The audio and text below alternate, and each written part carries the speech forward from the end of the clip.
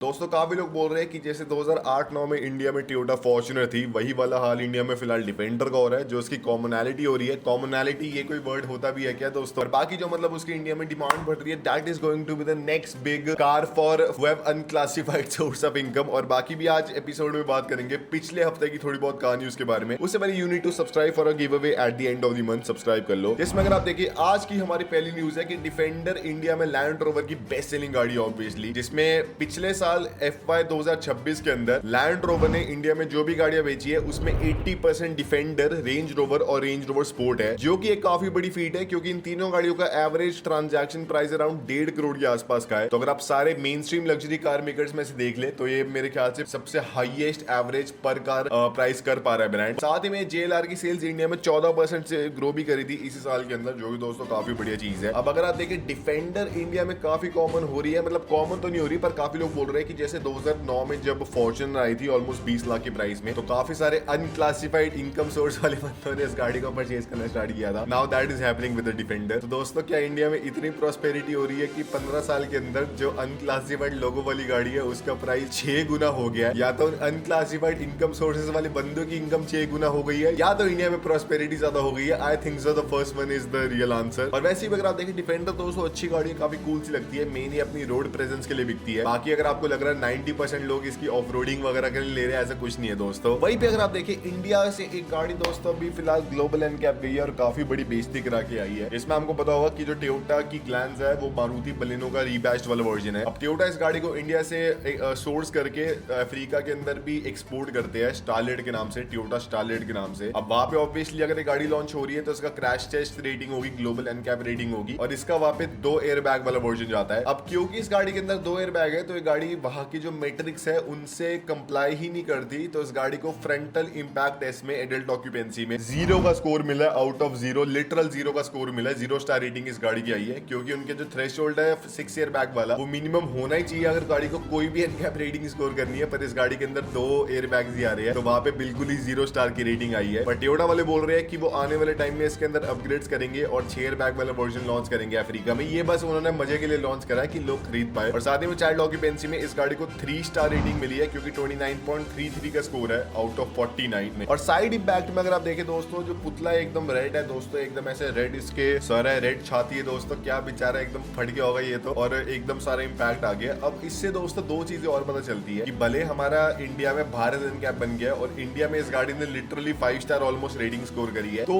इतना इंपैक्ट, इतना डिफरेंस कैसे आ सकता है कि इंडिया में गाड़ी 5 स्टार रेटिंग स्कोर करी है, बाहर गाड़ी 2 star rating 0 star rating score करी है इनफैक्ट। अब ऑब्वियसली काफी लोग बोलेंगे कि भाई वहां का जो थ्रेशोल्ड है शेयर बैग वाला वो नहीं मीट हुआ ना, पर मान लो मीट हो भी जाता है तो क्या आपको लगता है कि वहां पे भी ये गाड़ी सेम 5 स्टार रेटिंग स्कोर कर सकती है? तो हम किसको ब्लेम करें, बाहर के एनकैप की वो ज्यादा स्ट्रिक्ट है या इंडिया का एनकैप की वो ज्यादा मतलब आसानी से स्कोर दे रहा है? और अभी अगर आपको पता नहीं तो एक बंदे ने RTI फाइल करी थी और उसको पता चला कि 7 गाड़ियां जिनका पिछले साल एनकैप रेटिंग हुई थी उनको दोबारा रेटिंग करवाई गई थी, मतलब जो पहली रेटिंग हुई थी उनकी वो भारत एनकैप ने डिस्क्लोज करी नहीं, कार मेकर ने दोबारा एक गाड़ी बेची। अब मैं नहीं कह रहा कि उसके अंदर चेंजेस करे होंगे ऑब्वियसली, पर दोबारा एक गाड़ी बेची उनको और फिर उसकी रेटिंग आई है। तो ये दोस्तों ये तो काफी खराब चीज है। ये थोड़ी बड़ी बात होती है कि मैंने मान लो एक एग्जाम दिया और उस एग्जाम में मार्क्स नहीं आए तो मैंने दोबारा एक एग्जाम दिया, ऑब्वियसली मेरे मार्क्स नहीं आएंगे, मतलब ऑब्वियसली इन गाड़ियों के नंबर कम आए होंगे, मतलब स्कोर कम आया होगा, तभी इन्होंने दोबारा बेची है। वरना इनको क्या शौक है भाई दोबारा अपने 50 लाख रुपए खर्चने और दोबारा अपनी गाड़ियों का क्रैश कराना। तो ये दोस्तों मेरे ख्याल से काफी खराब चीज है, to be honest this should not be done, पर I was expecting it to be done अगर इंडिया में हो रहा है लोकली। एक तो यार क्या ही बोलूं भाई मैं। वहीं पे अगर आप देखें जो अगली न्यूज है कि जो वुलिंग है उसकी दोस्तों स्टारलाइट 560 को दोबारा इंडिया में टेस्ट करते हुए देखा गया है। अब ये गाड़ी जब इंडिया में दोस्तों लोकली टेस्ट हो रही है तो काफी अच्छी लग रही है एज कम्पेयर टू पहले, जिसमें आपको ऐसे थोड़ी बड़ी लुक्स लग रही है इस गाड़ी में, थोड़ी XUV 700 लाइक्स रोड प्रेजेंस लग रही है, ऐसे लंबी लंबी ऐसे खिड़कियां आपको मिलती है बड़ी बड़ी, लंबे से काफी आपको दरवाजे मिलते हैं और काफी स्ट्रीमलाइन सा बॉडी डिजाइन है। अब इस गाड़ी का इंडिया में DMI वाला वर्जन, मतलब जो इलेक्ट्रिक स्लैश बैटरी वाला वर्जन है वही इंडिया में आना चाहिए, जिसमें आपको टोटल कंबाइन करके अराउंड 200 हॉर्स पावर मिलेगी, 230 Nm का टॉर्क मिलेगा और अराउंड 1000 किलोमीटर की आपको रेंज मिल सकती है। अब मैंने आपको ऑलरेडी बताया था कि इस गाड़ी का प्राइस बाहर तो सिर्फ 8-9 हजार डॉलर का है, अलीबाबा में लिटरली आप इस गाड़ी को ले सकती है, बल्क में इंडिया में बुला सकते हैं, मतलब मंगवा सकते हैं और बेच सकते हैं 8-9 लाख के प्राइस में। अब इंडिया में ऑब्वियसली MG इस गाड़ी को बेच रहे हैं, थोड़ा बहुत इसके अंदर प्रीमियम चार्ज करेंगे तो 17-18 लाख का इस गाड़ी का स्टार्टिंग पॉइंट होने वाला है और डायरेक्टली जो XUV 7XO है उससे गाड़ी राइवल करने वाली है। तो हाँ दोस्तों, बढ़िया कंपटीशन है, पर मेरे ख्याल से ये उसके आसपास नहीं आने वाली सेल्स नंबर में। जहां उस गाड़ी की 8-9 हजार यूनिट्स बिक रही है एक सिंगल महीने की, ये शायद 2000-2500 बिक जाएगी, क्योंकि काफी स्टार्क डिफरेंस है। हाँ, अगर इस गाड़ी का जो हाइब्रिड वाला वर्जन है, डीएमआई वाला वर्जन है, वो एकदम बढ़िया चलता है दोस्तों, ऐसे बढ़िया 1000 किलोमीटर की रेंज प्रोवाइड करता है, 20-25 kmpl की एवरेज प्रोवाइड करता है, that is going to change the dynamic a lot. और एक टाइम दोस्तों आपको याद है कि हम ऐसे प्रोटेक्ट कर रहे थे हमारे इंडियन कार मेकर्स को कि भाई चाइनीज कार मेकर्स ना आ जाए। अब लिटरली जो मैक्सिमम लॉन्च होने वाले अगले एक साल में वो सारी चाइनीज गाड़ियों के होने वाले हैं। तो क्या ही दोस्तों हमने कंट्रोल कर लिया, कोई दिक्कत नहीं है दोस्तों। वहीं पे अगर आप देखें, जैगुआर ने अपनी टाइप 00 को ऑफिशियली जो नाम है वो अनवील कर दिया है। अब आपको पता होगा दोस्तों, जैगुआर ने अपनी एक ऐसे अजीबोगरीब गाड़ी कुछ महीने पहले डेब्यू करी थी, टाइप 00, जिसमें इस ब्रांड को कुछ ज्यादा कंट्रोवर्सी फेस करनी पड़ी। इसके सीईओ, इसके चीफ डिजाइनर ने रिजाइन कर दिया और मार्केटिंग टीम को भी फायर कर दिया इनफैक्ट। अब जैगुआर ऑफिशियली इसको लेके आगे बढ़ गए हैं, इसकी टेस्टिंग भी कर रहे हैं काफी हाई स्केल में। साथ ही में इस गाड़ी को इस साल प्रॉपर्ली लॉन्च करने का प्लान बना रहे हैं। अब टाइप 00 अगर आप देखें, इस गाड़ी का कंसेप्ट वाले वर्जन का कोड नेम था, पर इसका जो रियल वाला वर्जन है उसका नाम होने वाला टाइप 01। अब जो टाइप है वो नॉमेनक्लेचर है इनके आइकॉनिक ब्रांड हिस्ट्री वाले मॉडल्स के लिए, फॉर एग्जांपल ई टाइप या फिर एफ टाइप, मतलब इनके स्पोर्ट्स कार वाले वर्जन के लिए। और 0 रिप्रेजेंट करता है इनके जीरो एमिशंस, और 1 रिप्रेजेंट करता है जैगुआर की नेक्स्ट जनरेशन वाली गाड़ी की लाइनअप की फर्स्ट कार। तो ये दोस्तों इनका सिंबोलिज्म है। तो पहले इसका नाम टाइप 01 रख देते थे, टाइप 00 क्यों रखा?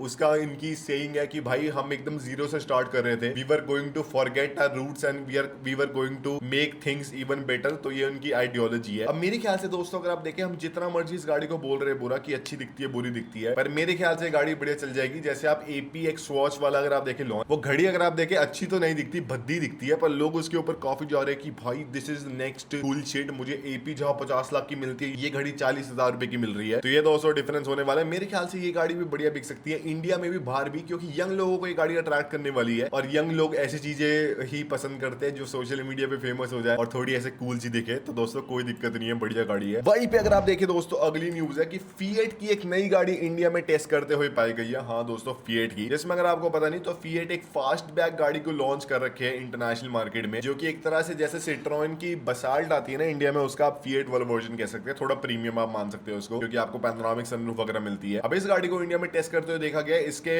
Battery electric slash hybrid version के अंदर। अब ये कंफर्म नहीं है दोस्तों कि ये गाड़ी इंडिया में लॉन्च होगी, क्योंकि इसका लेफ्ट हैंड ड्राइव वाला वर्जन इंडिया में आया। अब मेरे ख्याल से मोस्ट प्रोबेबली फिएट ग्रुप एक थोड़ी अपनी हाइब्रिड टेक्नोलॉजी को टेस्ट कर रहे होंगे इस गाड़ी के साथ। इसका लॉन्च तो काफी मुश्किल है, क्योंकि फिएट ब्रांड खुद ही एग्जिस्ट करता नहीं है, और इस गाड़ी की उन्हें भी पता सेल्स होने नहीं वाली, तो उसके लिए स्पेसिफिकली अपने ब्रांड को इंडिया में दोबारा लाने की कोई सेंस बनती नहीं है। तो मेरे ख्याल से दोस्तों यही है कि ये कोई टेक्नोलॉजी टेस्ट कर रही है, क्योंकि बसाल्ट खुद ही नहीं बिकती इंडिया में, जो कि इसकी बहन है। तो क्या ही इसको लॉन्च करके करेंगे एक और अपनी फिक्स्ड कॉस्ट इंक्रीज कर लेंगे। वहीं पे दोस्तों अगर आप देखें, काफी तगड़ी न्यूज आ रही है कि लैंड रोवर डिफेंडर की फेस लिफ्ट को ऑफिशियली पहली बार ही टेस्ट करा गया है, मतलब पहली बार स्पाई करा गया है। और इस गाड़ी में आपको काफी सारे मेजर स्लैश माइनर डिफरेंसेस मिलने वाले हैं। अब लैंड रोवर डिफेंडर को ऑलमोस्ट 5 साल हो गया है बिकते हुए, और इसकी सेल्स बढ़िया हो रही है। अब लैंड रोवर को ऑब्वियसली थोड़ी बहुत नीड दिख रही है इसको थोड़ा ऐसे अपग्रेड करने का, क्योंकि भाई काफी पुरानी गाड़ी हो गई है। तो इसके अंदर मेजरली लैंड रोवर इसके फ्रंट के बम्पर के अंदर चेंजेस करने वाली है, जिसमें विजिबली मेरे को क्या दिख रहा है कि बम्पर में आपको जो फॉग लैंप्स है उसकी हाउसिंग आपको डिफरेंट मिलने वाली है, और थोड़ा बहुत बम्पर आपको थोड़ा पहले से कम मिलने वाला है। साइड में आपको दोस्तों अलॉयज एकदम सेम मिलते हैं, कोई उसमें डिफरेंस नहीं है। और पीछे का जो बम्पर है उसमें आपको डिफरेंस मिलने वाला है, जिसमें वो बम्पर थोड़ा और रैप्ड अराउंड वाली फील दे रहा है और थोड़ा और बल्की फील दे रहा है। साथ ही में इसका पीछे वाला स्पॉइलर भी आपको दोस्तों डिफरेंट मिलता है, थोड़ा छोटा मिल रहा है एज कम्पेयर टू पहले,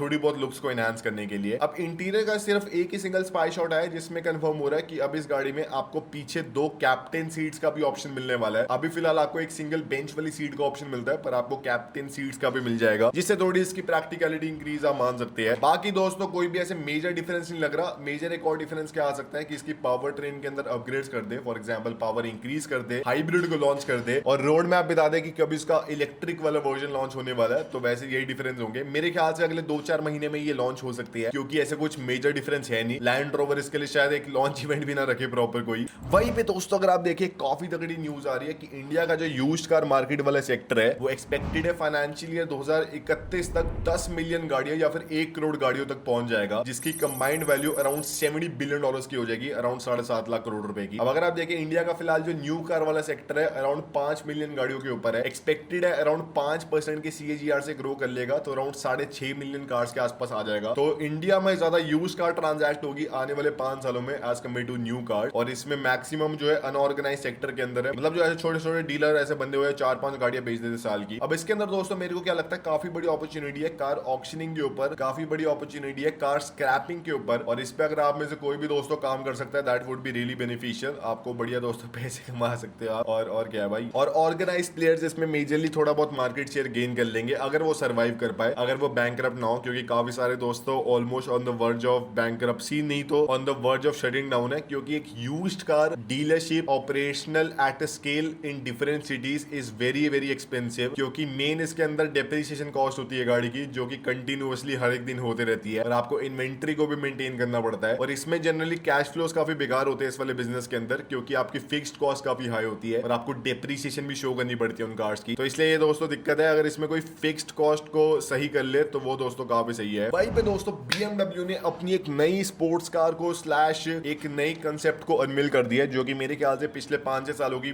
BMW की बेस्ट लुकिंग कंसेप्ट आप कह सकते हैं, और काफी कुछ एक रियल लाइफ वर्जन ही आप कह सकते हैं। इसका लॉन्च प्रॉपर्ली पक्का BMW करने वाले हैं, जो कि एल्पीना के साथ मिलके इसका नाम है विजन ग्रैंड टूरर। एक तो हर एक दूसरी गाड़ी का नाम आजकल विजन ग्रैंड टूरर होने लग गया है। अब ये गाड़ी की दोस्तों सिलुएट काफी अच्छी लग रही है, भले इसकी ग्रिल काफी बड़ी है सामने, पर आपको काफी पतली सी लाइनें मिलती है, काफी लंबा सा आपको बॉनेट मिलता है, साइड में वही आपको एल्पीना वाली व्हील्स मिलते हैं, और एकदम ऐसे X8 वाली आपको ऐसे विंडो लाइंस वगैरह मिलती है, और पीछे आपको वही पतली पतली टेल लाइट्स मिलती है। इंटीरियर में ऑलमोस्ट जो रेडी वाला BMW का इंटीरियर है, जिसमें ऐसे ऐसे हेक्सागोनल स्क्रीन आती है, वही है, और आपको डैशबोर्ड में एक ऐसे पैनोरामा स्क्रीन मिलती है पतली सी। तो दोस्तों कोई भी ऐसी दिक्कत नहीं है टू बी ऑनेस्ट, काफी दोस्तों बढ़िया गाड़ी लग रही है। अब इसके अंदर एक 4.4 लीटर का V8 इंजन आने वाला है, एक्सपेक्टेड है, जो कि आपको उसके अंदर भी मिलता था M8 के अंदर, जिससे आपको 600-700 हॉर्स पर मिलने वाली है, और ये भी थोड़ी बहुत नीच गाड़ी होगी, तो इसलिए शायद एल्पीना के अंदर स्पेसिफिकली BMW इस गाड़ी को लॉन्च कर दे, ताकि इसकी थोड़ी ऐसे परफॉर्मेंस अपील और इंक्रीज हो जाए। मैं दोस्तों बहुत ही एक्साइटेड हूँ इस गाड़ी के लिए। वहीं पे दोस्तों एक काफी तगड़ी न्यूज आ रही है, जिसमें अगर आप देखें जो टाटा सिएरा है उसका इंडिया में लॉन्च होने वाला है, काफी बड़ी बात है। अब टाटा सिएरा अगर आप देखें इस साल का सबसे बड़ा इलेक्ट्रिक का लॉन्च आप मान सकते हैं, इनफैक्ट सिएरा से भी बड़ा लॉन्च आप मान सकते हैं, क्योंकि सिएरा की सारी हाइप नई वाली डस्टर ने और नई वाली सिएरा ने खा ली, पर सिएरा ईवी का कोई भी अभी फिलहाल रिप्लेसमेंट नहीं है, प्रॉपर 4x4 गाड़ी लौती है अपने सेगमेंट के अंदर। अब इसके ऊपर दोस्तों काफी सारी मेरे एक फ्रेंड ने दोस्तों मेरे को इंफॉर्मेशन भेजी, जो कि मैं आपको थोड़ी बहुत बताऊंगा, सारी आपको नहीं बताने वाला, और मैं बता नहीं सकता किसने भेजी है। एक तो दोस्तों मैं आपको एक ऐसा टीजर दे देता हूँ, चलो कोई दिक्कत नहीं है, जिसमें एक तो आपको 150 किलोवाट आवर की मोटर मिलेगी पीछे वाले एक्सल के अंदर, सामने वाले का आपको मैं बता नहीं रहा, और साथ में क्वाड व्हील ड्राइव वाले वर्जन के अंदर एक गाड़ी आने वाली है। प्रॉपर्ली दोस्तों मैं आपको एक डेडिकेटेड वीडियो बना के इस गाड़ी के ऊपर बताने वाला हूँ, आपको दोस्तों बढ़िया मजे आएंगे। वहीं पे दोस्तों अगर आप देखिए अगली न्यूज है कि फैंगशिंग बाओ जो है दोस्तों, वो कुछ ज्यादा दोस्तों अलग लीप्स बना रहे हैं, कुछ ज्यादा अलग टेक्नोलॉजी के ऊपर इनोवेट कर रहे हैं, जो कि अब टू बी ऑनेस्ट चाहिए भी नहीं कंज्यूमर्स को, पर ये ब्रांड बना रहा है, जिसमें इस ब्रांड ने नई वाली अपनी फैंगशिंग बाओ 5 और फैंगशिंग बाओ 8 का अनवील कर दिया है, जो कि एक्सपेक्टेड है इंडिया में भी लॉन्च हो सकती है। तो फैंगशिंग बाओ 5 जो है वो एक तरह से जेटूर T2 से राइवल करती है, मेरे को पता था इनकी कोई गाड़ी आने वाली है ऐसी, और जो फैंगशिंग बाओ 8 है वो जेटूर की जो बड़ी वाली गाड़ी है, जो कि ऐसे उसके अंदर आती है ना प्लग इन हाइब्रिड के अंदर, उसके अंदर राइवल करने वाली है। अब इसकी दोस्तों इन्होंने काफी कूल टेक्नोलॉजी को बताया, जिसके अंदर इसकी एक सस्पेंशन वाली टेक्नोलॉजी है, जिसमें एक सिर्फ जो इसका पहिया है वो ऐसे ऊपर हो जाएगा, बाकी गाड़ी पूरी बैलेंस कर लेगी, और आप रैंडमली गाड़ी को चला सकते हैं। तो मान लो अगर कोई भी ऐसे आपकी गाड़ी के ऊपर ऐसे वो क्लैंप लगा देता है ना पुलिस वाला, ट्रैफिक वाला, ये लो भाई तुम्हारी गाड़ी के ऊपर चलाना है, हमें तुम 5,000 रुपए दोगे तभी हम आपकी गाड़ी को छोड़ेंगे, आप बस उस वाले पहिए को ऊपर कर दो, अपनी गाड़ी बढ़िया चला के लेके चले जाओ,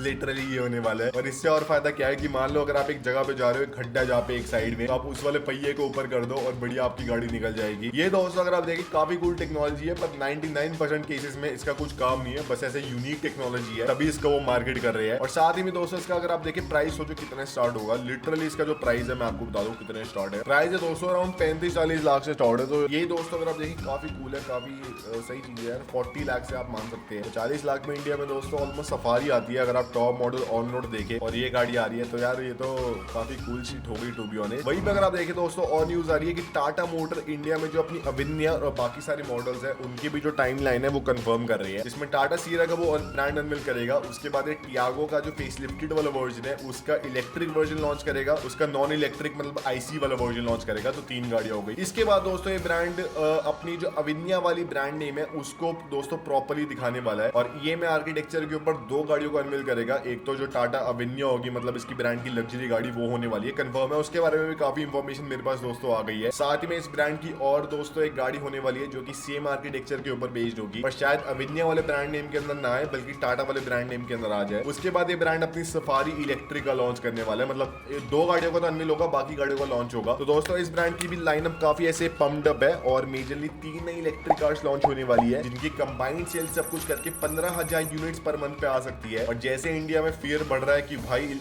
ऐसे पेट्रोल गाड़ियों का प्राइस बढ़ने वाला है, मतलब पेट्रोल का प्राइस बढ़ने वाला है, तो मेरे ख्याल से टाटा मोटर उसके ऊपर काफी बढ़िया कैपिटलाइज कर सकती है। बाकी दोस्तों यही था आज की वीडियो में। अगर आपको पसंद आया तो लाइक शेयर सब्सक्राइब कर देना कार वर्सल प्लस को।